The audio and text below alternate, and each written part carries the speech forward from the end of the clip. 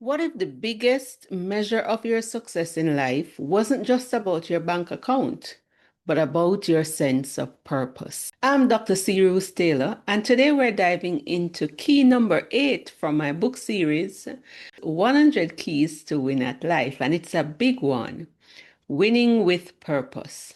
Let's really dig into what that means. The African proverb, accomplishment of purpose is better than profit, gets right to the heart of it. It suggests that real wealth isn't about what you can collect, but what you can accomplish when you have a clear purpose. It really makes you stop and think about how we usually define success.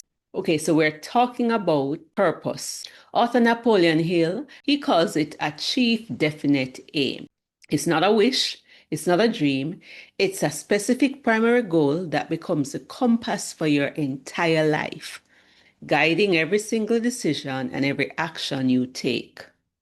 To really get why this is important, let's use a super simple analogy. Think about anything around you, a phone, a hammer, whatever. If you don't know what it is for, we pretty much always get it wrong.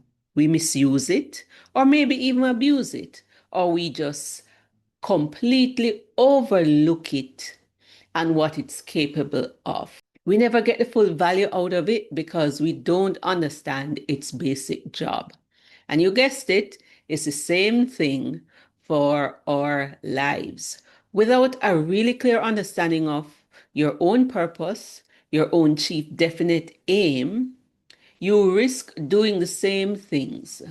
You will misuse your talent, you will be overlooked for amazing opportunities, or you will overlook them, and you just never reach your full potential.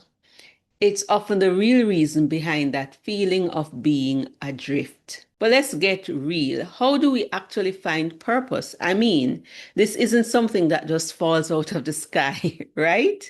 It's an intentional journey, a process of discovery. So the path comes down to a mix of three things. First, you've got to do some deep introspection, really looking inward. Second, you have to ask yourself some tough questions. And for people of faith, prayer is absolutely crucial for getting that clarity because you need to go to the purpose maker, your designer, your creator, to tell you what he made you for. What cause, what belief, what mission is so important to you that you would even live or die for it? That's an indication of purpose. Think also about your legacy.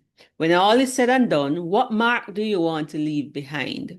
What positive contribution do you want to have made in the world? And finally, ask yourself, what is the one thing that you would do that when you do it, it adds much value and meaning to your life? Find that sweet spot and where it connects with your unique gifts, that deep sense of meaning. And when you do, that's your unfolding purpose. Once you start getting some answers, you can actually write a purpose statement. Here is an example. I exist to exalt God and empower people to win at life using my gifts of teaching, writing, and speaking, and raising up leaders to do the same. See how specific that is? It's about my mission, who I serve, and the specific gifts I am using. That's a model of a chief definite aim. A fantastic historical example is that of the industrialist and philanthropist Andrew Carnegie. Carnegie came up with an incredibly two-part life aim, and his plan was honestly audacious.